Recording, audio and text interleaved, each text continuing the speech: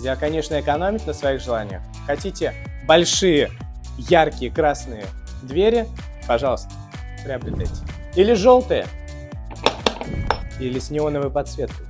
Нельзя, конечно, экономить на основании. Если оно у вас имеет неровности, то тогда ваше напольное покрытие поломает замки и просто разойдется. И не экономьте на подложке. Пробковая подложка не будет проседать и ломать ваше напольное покрытие. При укладке плитки нельзя экономить на расходных материалах. Вся продаваемая плитка высокого качества, поэтому не экономьте на мастерах по укладке плитки, иначе они вам все запорят.